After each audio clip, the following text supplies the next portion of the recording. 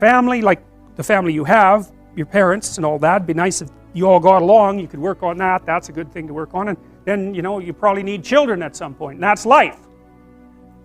That's what life is. And if you're missing, you know, you may have a good reason to not be operating on one of those dimensions. It's not mandatory, but I can tell you that if you're not operating reasonably well on 4, I think I mentioned 6, if you're not operating reasonably well on at least 3 of them, there's no way you're going to be psychologically thriving. And that's more pragmatic in some sense than psychological, right? Human beings have a nature, there's things we need. And if we have them, well, that's good. And if we don't have them, well, then we feel the lack. And so behaviorists, behavioral psychologists concentrate a lot more on that sort of thing. You know, it's practical.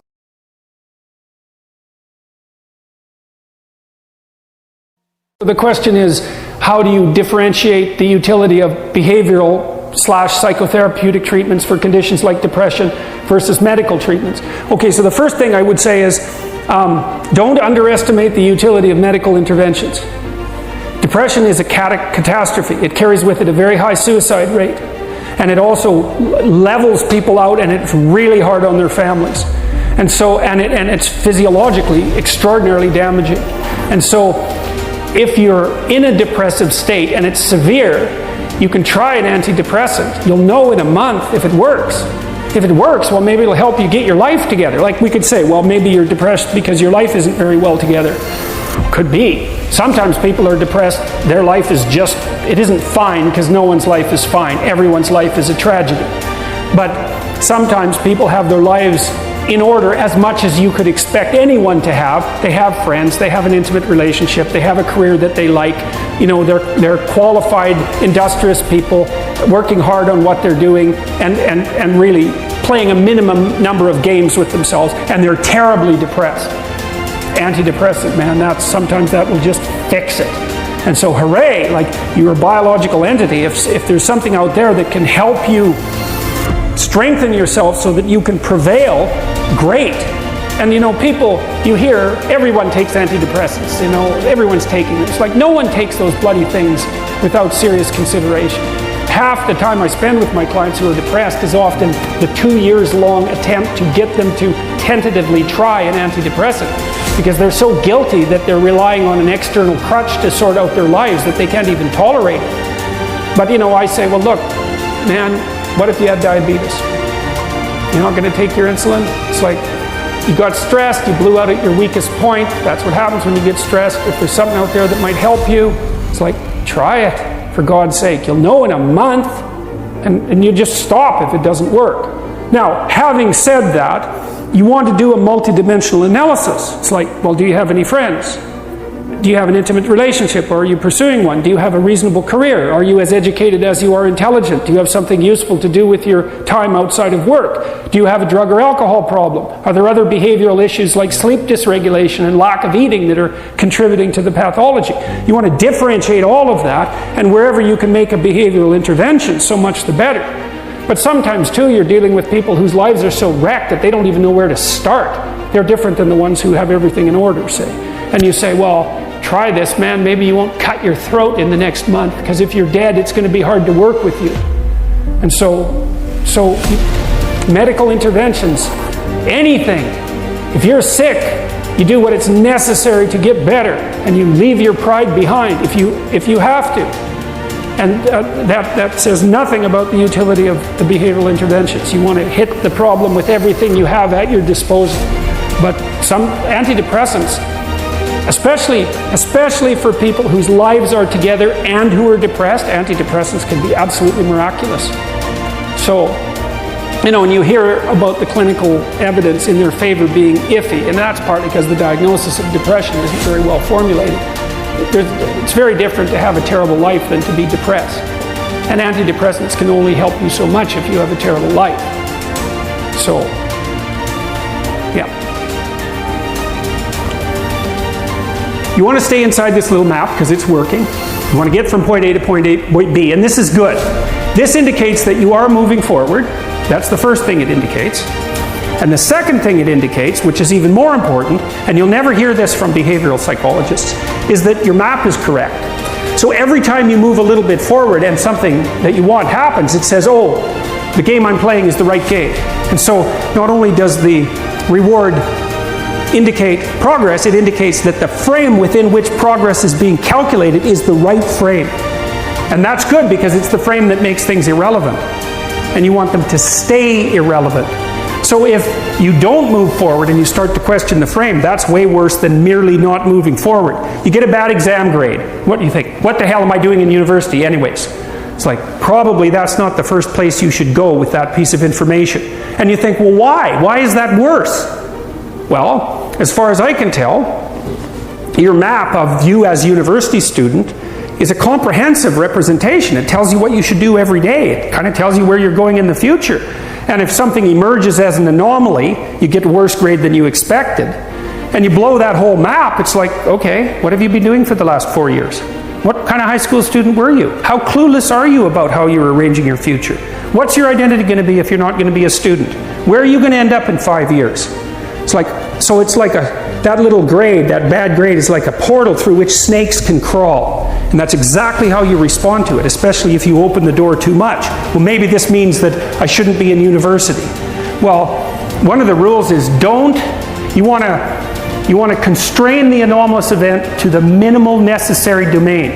It's really, really important. You want to do that when you're arguing with your partner, which you'll do all the time. We have an argument. Well, I should never have married you. It's like, no, that's not the first response. That's a bad response. Or here's a really good one. You've always done that sort of thing, and you always will. It's like, oh good, great. It's like the only answer to that is to hit someone. Because like you're done, right? You're like that, you've always been like that. There isn't a chance that you can be repaired, and none of it is acceptable. It's like the person's going to fight with you right away, because what else are they going to do? So what you want to do is you want to minimize, it isn't rationalization. You want to say, okay, this person did something that disrupted our joint map. Okay. What's the smallest possible thing they could do to put it back together? And you have to know. Well, we need to make a plan so you don't do it again.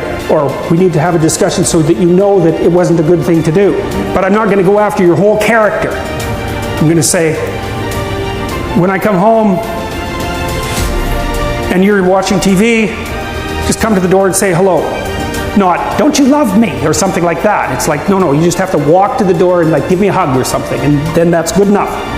And so then the other person might be able to tolerate that much corrective information, maybe, if you're kind of nice about it, and you also understand that they're probably going to have something equally horrible to say about you in the next 15 minutes, because you're going to do something stupid.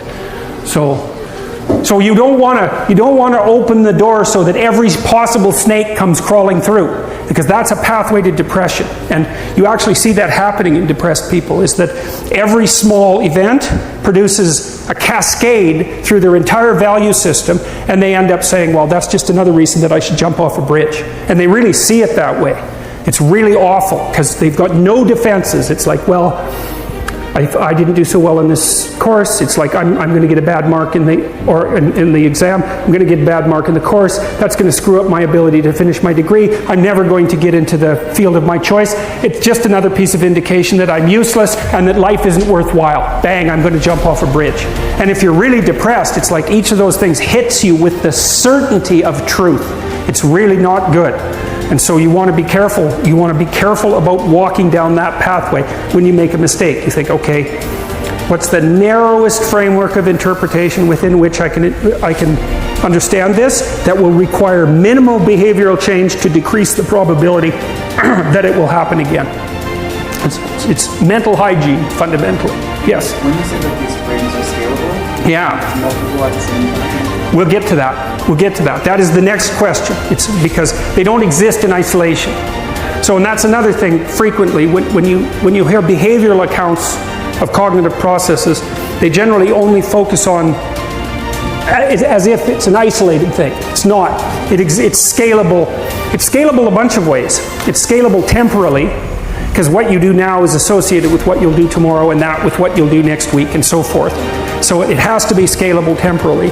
And it's also scalable socially, right? So it has an effect on you, that has an effect on your family, that has an effect on the community, and so forth. And so you don't want to take, it's very difficult to think through the effect of your action on all those scaling levels simultaneously, but you have mechanisms that allow you to do that. And see, I think that the sense of, let's assume that you're not lying to yourself constantly, so your head isn't full of chaos and garbage, and you have reasonable relationships with people in the world.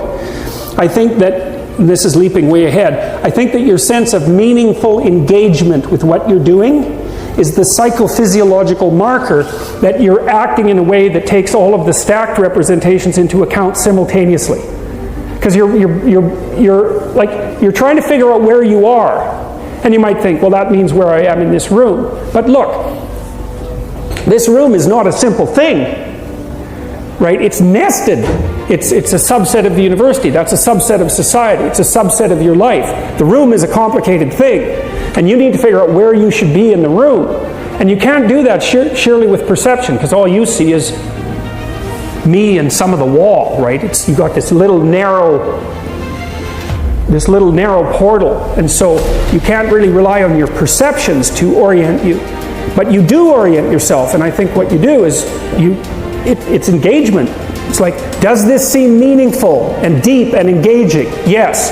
Then it's an indication that it's serving multiple masters simultaneously. So maybe both socially and also temporally.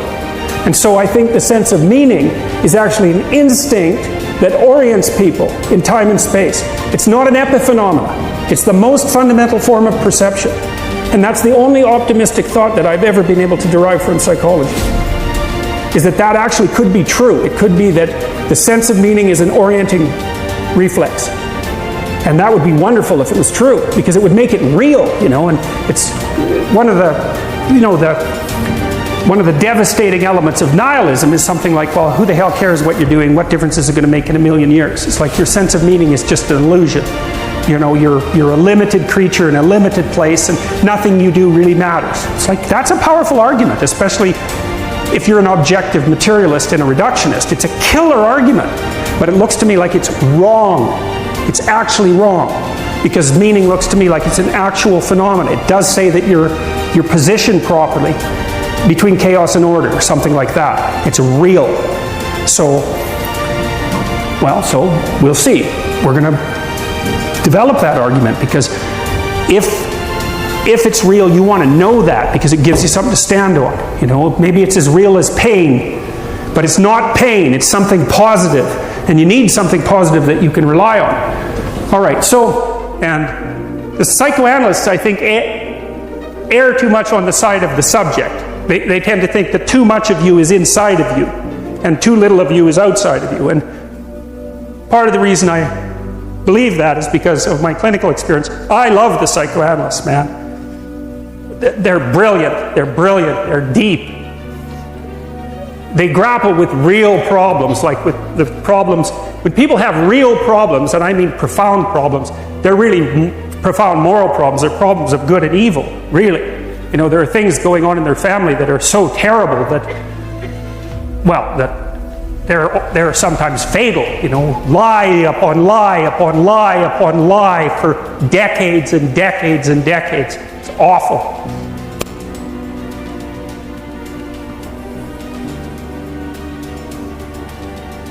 And that's not exactly inside them.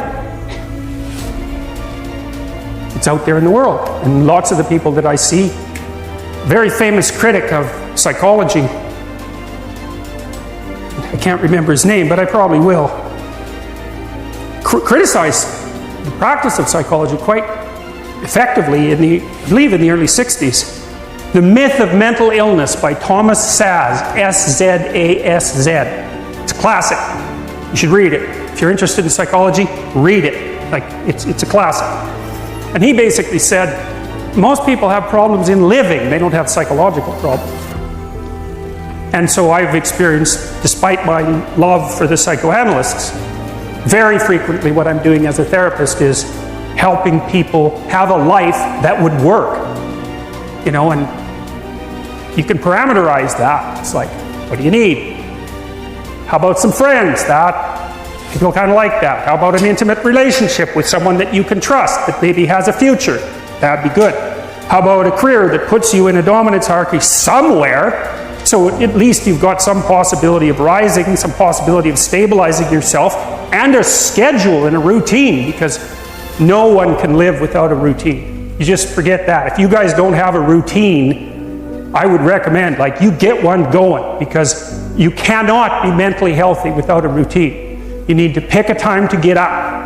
Whatever time you want, but pick one and stick to it, because otherwise you dysregulate your circadian rhythms and they regulate your mood. And eat something in the morning. I've had lots of clients who've had anxiety disorders. I had one client who was literally starving. Very smart girl. There was very little that she liked. She kind of tried to subsist on like half a cup of rice a day. She came to me and said, I have no energy. I come home, all I want to do is watch the same movie over and over. What, like, is that weird? And I thought, well, it depends on how hard you work. You know, it's a little weird, but whatever. It's familiar, and you're looking for comfort. So I did an analysis of her diet. It's like 3/4 of a cup of rice. It's like, you're starving. Eat something. You know, you'll feel better. So she modified her diet, and all her anxiety went away, and she had some energy. It's like, yeah, you gotta eat.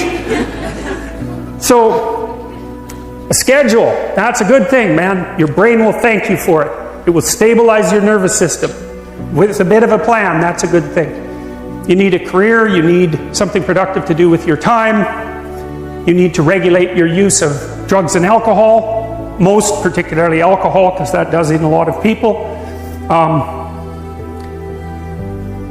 You need a family, like the family you have, your parents and all that. It'd be nice if you all got along, you could work on that, that's a good thing to work on. And then, you know, you probably need children at some point, and that's life. That's what life is. And if you're missing, you know, you may have a good reason to not be operating on one of those dimensions. It's not mandatory. But I can tell you that if you're not operating reasonably well on 4, I think I mentioned 6, if you're not operating reasonably well on at least 3 of them, there's no way you're going to be psychologically thriving. And that's more pragmatic in some sense than psychological, right? Human beings have a nature. There's things we need. And if we have them, well, that's good. And if we don't have them, well, then we feel the lack. And so behavioral psychologists concentrate a lot more on that sort of thing.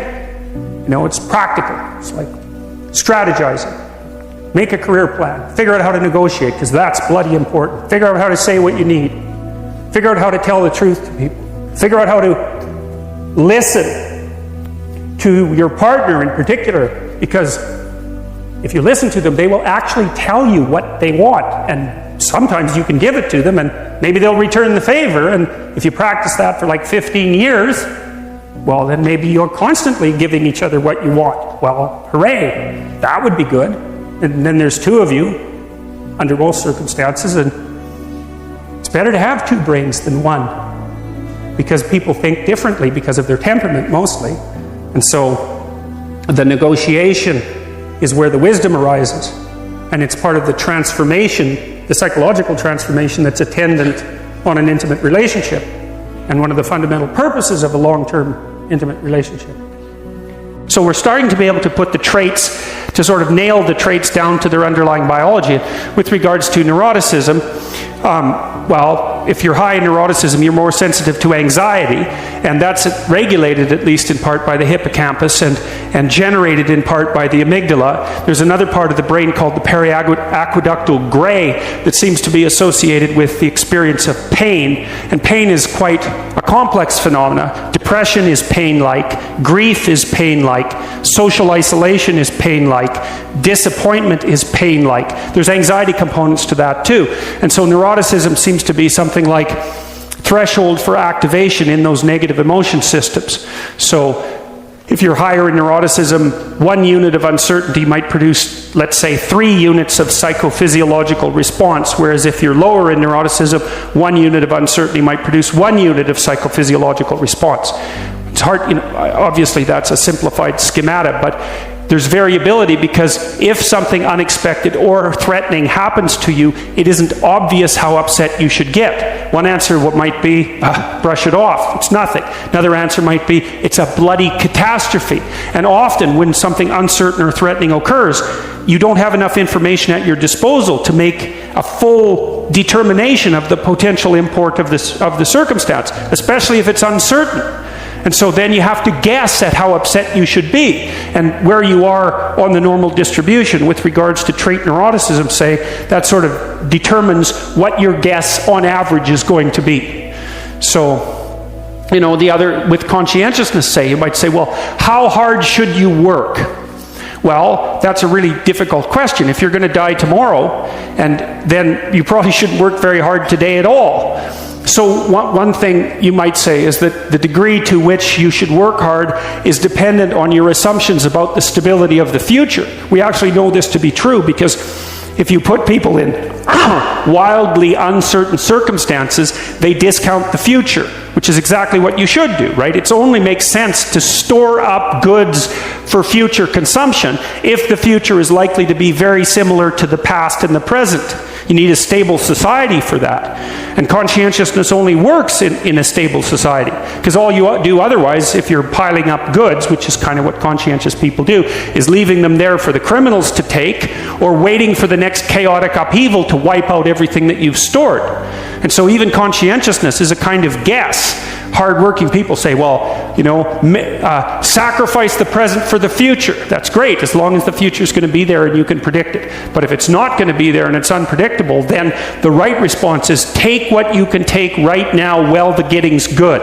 Now, you know, obviously there are troubles with that too, and I'm speaking, you know, I'm offering rough rules of thumb, but I'm trying to provide you with some indication of how and why these difference in value structures exist, because they're applicable in different environments. You know, sometimes in a dangerous social environment, it's not obvious that being an extroverted person is a good idea. Because extroverted people, they stand out, especially if they're extroverted and creative, right? Because not only are they noisy and dominant and assertive, they're also colorful and flamboyant and provocative.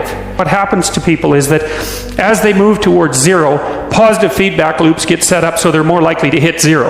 And as they move away from zero, positive feedback loops get set up so that they're increasingly more likely to move away from zero. So here's an example. Let's say you're not doing too bad, so maybe you're in the middle of the normal distribution, then you lose your job. Okay, and let's say you're a conscientious person. And we could say, just for the sake of argument, that you lose your job because of mass layoffs in your company. So it has nothing to do with you. It's fundamentally, it's just like luck of the draw, basically. But then what happens to you? Well, if you're conscientious, you're gonna go after yourself pretty hard. So you're and especially if you're also high in neuroticism, it's going to depress you to lose your job. And maybe you're in a situation where you just, for one reason or another, you don't have that many other opportunities. Now, maybe you should look for them, but maybe you're in a depressed strata of the economy, or you're geographically located somewhere that makes moving difficult, or so on and so forth, you know. So, but you lose your job, and then you start to get depressed because of that. Well, then as you start to get depressed, you know, it decreases the probability that you're going to look for a job, but it also maybe starts to put stress on your family, and it also starts to decrease the probability that you're going to engage in positive social interaction. So now not only are you unemployed and suffering from economic stress, but your marriage is starting to suffer, and you're starting to isolate yourself from your friends. And then, of course, as your marriage suffers and the stress builds up, then that's going to make you more depressed, and that's going to keep you even farther away from your friends, and that's going to decrease the likelihood that you're going to have enough positive emotion and enthusiasm to look for another job. And then, you know, maybe you want to add a bit of a drinking problem to that just for fun, and you can see that you can get a spiral going that's just taking you down, right? And it's all sorts of things, because lots of times people conceptualize, let's say, you know, you're an unemployed guy and you go to counseling and you get a diagnosis of depression. And the thing about a diagnosis of depression, it's sort of like the assumption is there's something gone wrong with your psychological structure. It's like if you're unemployed and you're depressed, it isn't obvious at all that the problem is in your head. You know what I mean? It isn't even obvious that it's a psychological problem. It's just a problem, and problems can take you out. And so if you're unemployed and you're under economic stress and your marriage is starting to shake and you're isolating yourself from your friends and you're less likely to be motivated to go look for a job, you can sort of think about that as a depressive spiral, but you can also think of it as a conspiracy in some sense of external forces that are auguring you into the ground. And we don't tend to conceptualize psychological disorders that way, but we should, because lots of times when people are suffering from something that you could describe in psychological terminology, and depression is a very good example of that, it isn't obvious that there's something wrong with them psychologically. Often they just are in trouble. And there isn't a category in psychological diagnosis for client in serious trouble, but my experience has been almost without exception that the people that come to see me because something's gone wrong with their life, not because they have a psychological problem. Now you could say, well, their psychological inadequacies, such as they might be, are interfering with their ability to recover, or maybe even served as precursors to increase the probability of the catastrophe. And so a well-functioning personality has all the micro-routines in place. That's actually something that you help people with if you're a behavioral therapist, because one of the things you assume if you're a behavioral therapist is that sometimes the reason people aren't doing things is because they don't know how. Sometimes maybe the person's depressed but potentially high functioning. They got all the damn micro-routines. They're well socialized. They're just dormant. You got to get them awake again and implementing them. But sometimes you get someone in your practice, say, who's just been neglected like you cannot believe, right? The parents never paid any attention to them, or maybe just punished them every time they did something good. That's really fun. And then, they didn't make friends, and so they're really, really vague and poorly articulated. And so then what you do is you work at the bottom of the micro-routines and get them to practice building up all these little attributes that they didn't build up. And one of the things you can think about in terms of character development is, so now maybe you understand something about your own personality. You might say, well, what could you do to improve your personality? And the answer is develop some of the micro-routines on the other side of the personality distribution. So if you're disagreeable as hell, maybe you could start learning how to do nice things for people. And that actually works, by the way. So if you take disagreeable people who are depressed and you get them doing nice things for other people, their depression tends to lift. But then by the same token, if you're agreeable, then you should practice doing some things for yourself and being more tough-minded in your negotiations. And so you can sort of place yourself on the personality trait distribution. You're extrovert. It's like, okay, man, learn to spend some time with yourself, right? You're low in openness. Well, try reading a book that's outside of your sphere of interest now and then. If you're conscientious, well, you should probably learn how to relax occasionally, and so forth. So I think partly what you're doing as you're developing your personality is not moving the mean much, the average, where you're located, but you're extending the standard deviation so that you're a bigger bag of tricks than you were before. And I think you can practice that consciously. It's like you're hyper orderly. It's, well, get a dog. Dogs are messy, horrible things. It's just what you need if you're hyper orderly, because they're going to leave hair everywhere and force you to live with it. And so this is sort of you, right? This is your personality. It's this collection of subroutines that you've turned into a hierarchy, and then there's something at the top of it, and that's a big question. What the hell should be at the top of the hierarchy? Because that's the ultimate question of unity. And the clinicians would say, well, it's the self-actualized person, or it's the self, or something like that. That's the implicit and perhaps explicit ideal that you're aiming for. And you might say, well, does such a thing exist? And I would say, well, do you admire people? Because that's your answer, right? Do you despise people? Well, you like some people and you don't like others. You respect some people, you don't respect others. Well, you're acting out the notion that there's at least an implicit ideal. You do the same thing when you go to movies. You know who the hero is, you know who the bad guy is. You're acting out the proposition that there's some sort of value hierarchy and there's some sort of manifestation of it that's coherent across time. So you appear to believe that, and you are driven at least to some degree by your own inner ideals. And so you tend to answer the question, is that real, with an affirmative? And if you don't, there's catastrophic consequences. Nietzsche and the existentialists were very good at detailing that. It's like you let your value hierarchy disintegrate, well then what? Well, part of it is nihilistic chaos. That's not so much fun. And then there's the alignment of nihilistic chaos with the intrinsic desire that someone will come along and tell you what to do. right? So what happens is if you let this devolve, you end up with nihilistic chaos, or the demand for the tyrant to come forward. And we've had that happen lots of times, and it doesn't seem to have gone that well. So, all right, well, so what happens when you lay out these little routines in the world at different levels of analysis? Well, this is how your emotions function, broadly speaking. You're aiming at something.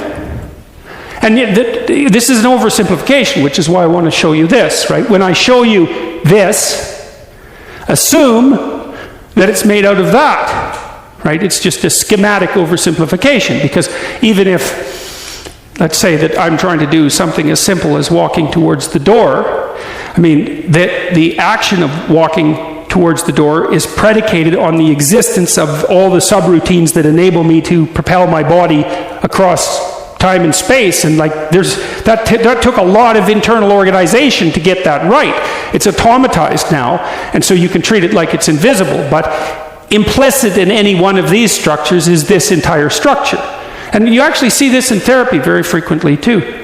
Okay, one of the things that I've figured out over the last years is this is a good proposition. So it's pretty self-evident that life has got its rat's nest of miseries, and that's for sure. Maybe you could even make a categorical statement that life is mostly a rat's nest of misery. And you can make a pretty powerful argument for that. But then there's a counter question, which is, well, what if you tried not to make it any more miserable than it had to be? Right? Then what would it be like? And my suspicions is that a lot of that misery, I would suspect that most of that misery would go away, because it's the unnecessary misery that really brings you down. It's like, well, if someone has cancer, it's like, that sucks. But it's not like you can say, if only we had done this differently, then that wouldn't have happened. But when someone's out like torturing you in a malevolent way, or maybe you're doing the same, you can always ask yourself, well, is this really necessary? Is this just like a useless add-on to the miseries of life? That's what disheartens people. And so even in your own life, if you aren't suffering from self-imposed misery, and you're only suffering from inescapable misery, maybe you could handle that, and you could survive, you could bear it, and even maybe without becoming irredeemably corrupt. And so the goal would be, well, yeah, life is a rat's nest of miseries, and maybe it has no ultimate meaning. We could say that if we're feeling particularly pessimistic, but it still leaves one question open, which is, if you didn't do everything you could to make it worse, how good could you make it be? And the least answer is, well, it could be tragedy, but maybe not hell. And I think that's right. I really believe that. That's the most pessimistic, proper statement. The worst case outcome, in the worst of all possible worlds, is that your life could be tragic, but not hell. And that's a lot better than hell, right? And you think, I could give you an example of the difference. You're at your mother's deathbed. Well, that's tragedy. Here's another scenario. You're at your mother's deathbed, and all you and all your idiot siblings are arguing. Well, that's the difference between tragedy and hell. And you might be able to tolerate the first circumstance, and maybe it would even bring you closer together with your family members. The second one, no one can bear that. You walk away from a situation like that sick of yourself and sick of everything else too. And it's often the case that tragic circumstances bring out the dragons, because the stress is high, and all those things that people haven't dealt with, they don't have the energy to repress, and all the bitterness comes pouring forward. It's like, seriously, man. So that's actually it's a rough lesson, but it's a good hallmark for figuring out whether or not you've got yourself adjusted properly, and in relationship to your siblings. It's like, if you were all gathered around the bed of someone close who is dying, could you manage it? And if the answer is no, it's like, well, put your life together, because it's going to happen. And you should be the person who's there that can do it, and do it properly. And then maybe you'd find that it isn't the sort of thing that will undermine your faith in life itself. And I've seen both of those situations, ugly situations, murderously ugly situations, and then they're opposite, where people have had terrible things happen to them as a family, and they pull together and they rebuild their damn ship and they sail away. And so that seems to me to be a lot better. That makes you Noah when the flood comes, right? Well, okay, so the same thing. The question emerges, well, who are you? Well, you could say, you're this plan. That's how people usually identify. Maybe they have no plan at all and they're just in chaos, right? That's like being in the belly of the beast. They're nihilistic in chaos. They have no plan. They're just chaos itself, and that's a very dreadful situation for people to be in. Or maybe they conjure together a plan. That's their identity. It's kind of fragile, and they're holding on to that with everything they've got. It's their little stick of wood that they're floating in the ocean, clinging to. And so they're identifying really hard with that plan. That's what happens when you're an ideologue, is that you're identifying really hard with that plan. The problem is something comes up to confront it. Well, how do you act? Well, you can't let go of the plan because you drown. Then you cling to it rigidly. Well, that's no good, because then you can't learn anything. And then if that's you're a totalitarian, you're not going to learn anything. You're going to end up in something that's close enough to hell so that you won't know the difference, and you might drag everyone along with you. And that's happened plenty of times, right? It's the whole story of the 20th century. It happened over and over and over. And it happens in people's states. It happens in their business organizations, it happens in their cities, it happens in their provinces, it happens in their states, and it happens in their psyches, all at the same time. You can't blame the manifestation of that sort of thing on any of those one levels. It happens when a society goes down that way, it goes down everywhere at the same time. It's not the totalitarians at the top and all the happy people striving to be free at the bottom. It's not that at all. It's totalitarianism at every single level of the hierarchy, including the psychological. And so you don't want to be the thing, you don't want to be in chaos, that's for sure, but you don't want to be the thing that clings so desperately to the raft that you can't let go when someone comes to rescue you, right? You don't want to be that. So then you think, well, exactly what are you? You're not the chaos, you're not the plan. Maybe you're the thing that confronts the obstacle. And I would say that's the categorical lesson of psychology insofar as it has to do with personal transformation. Because that's what you always teach people in psychotherapy. I don't care what sort of psychotherapist you are. You're always teaching them the same thing. You're the thing that can, you're not the plan. You're the thing that can confront the obstacle to the plan.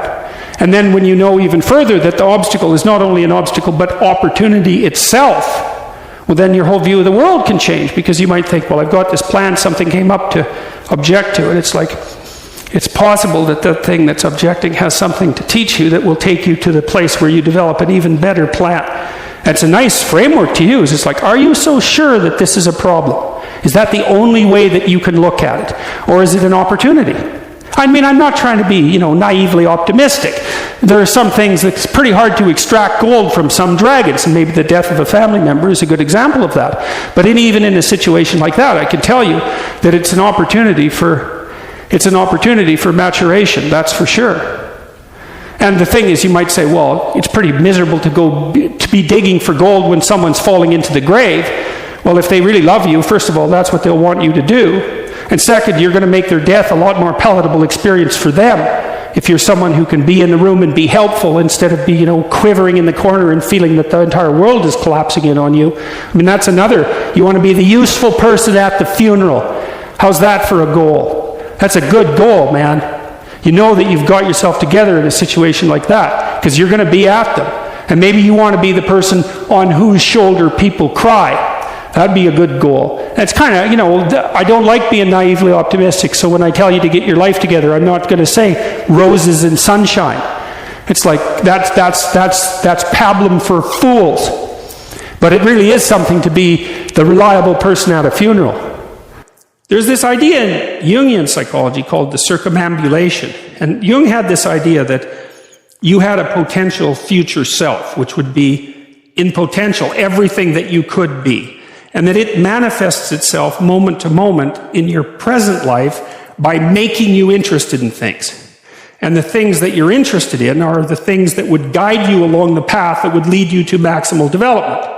Now, it sounds like a metaphysical idea or a mystical idea even, but it's not. It's not. It's a really profoundly biological idea. The idea is something like, well, you're set up so that you're automatically interested in those things that would fully expand you as a well-adapted creature. Well, there's nothing radical about that idea.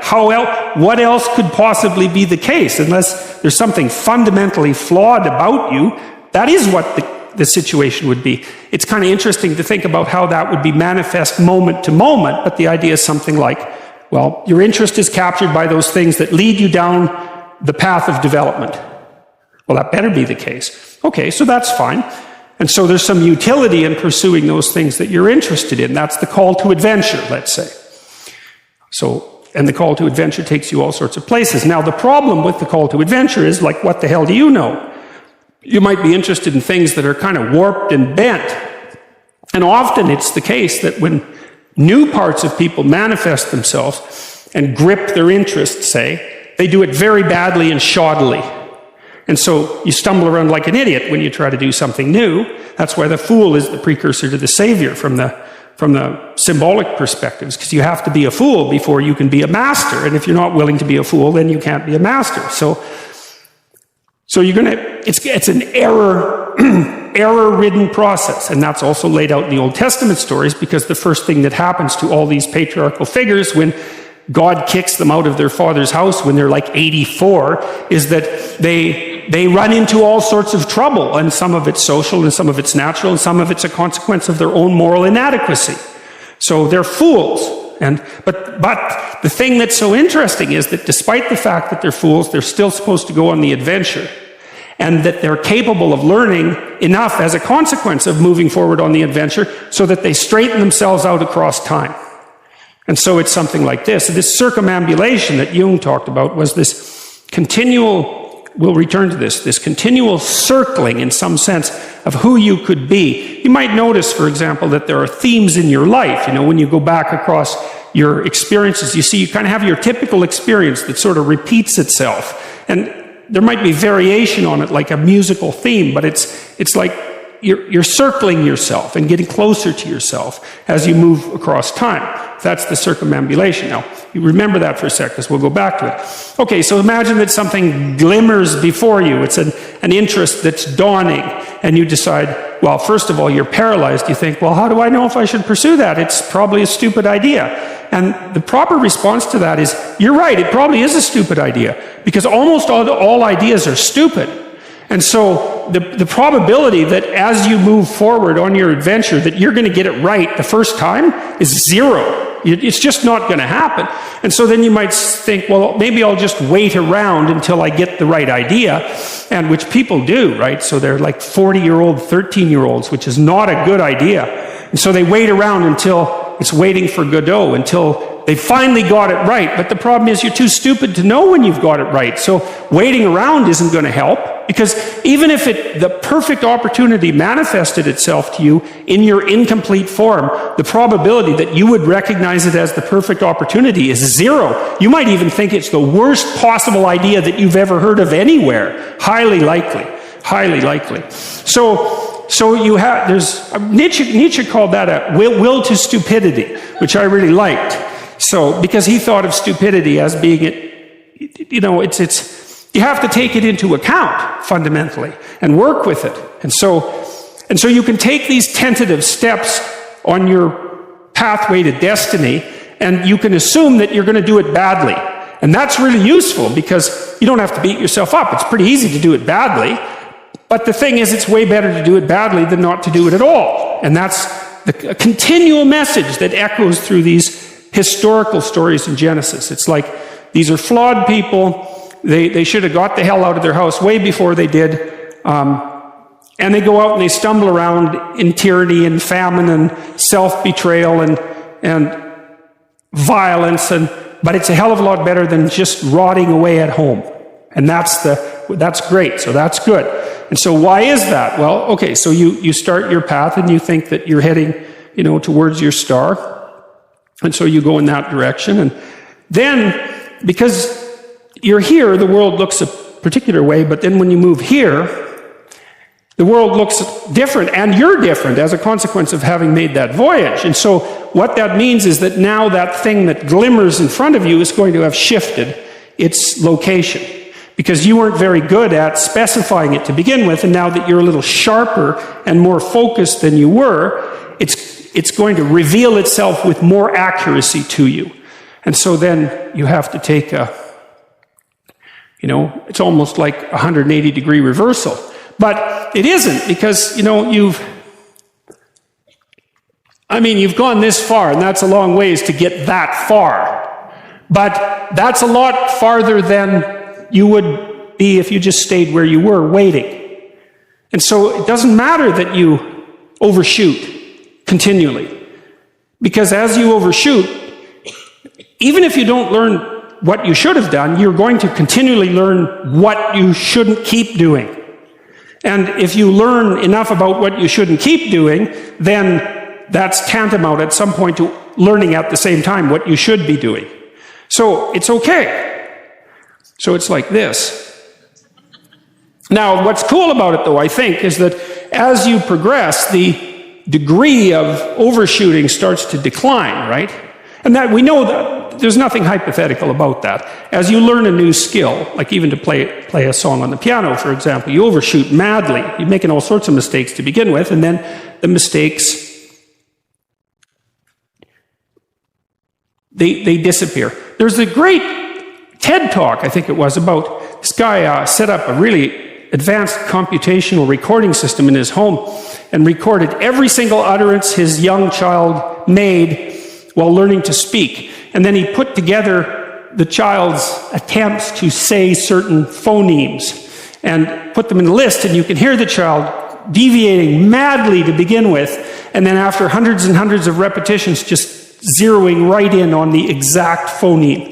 So, you might not know this, but when kids babble, because they start babbling when they're quite young, they babble every human phoneme, including all sorts of phonemes that adults can't say. And then they die into their language, so that after they learn, say, English, then there's all sorts of phonemes they can no longer hear or pronounce. But to begin with, it's all there, which is really quite interesting. But so as they learn a particular language, they zero in on the proper way to pronounce that, and their errors minimize. And every time you learn something, that's how it is. And that's really useful to know, too, because it means that it's okay to wander around stupidly before you fix your destination. Now, you see that echoed in Exodus, right? Because what happens is that the Egyptians, or the Hebrews, escape a tyranny, which is kind of whatever you do personally and psychologically when you escape from your previous set of stupidly held and ignorant and stubborn axioms. It's like, away from that tyranny. It's like, great, I freed myself from that. Well, then what?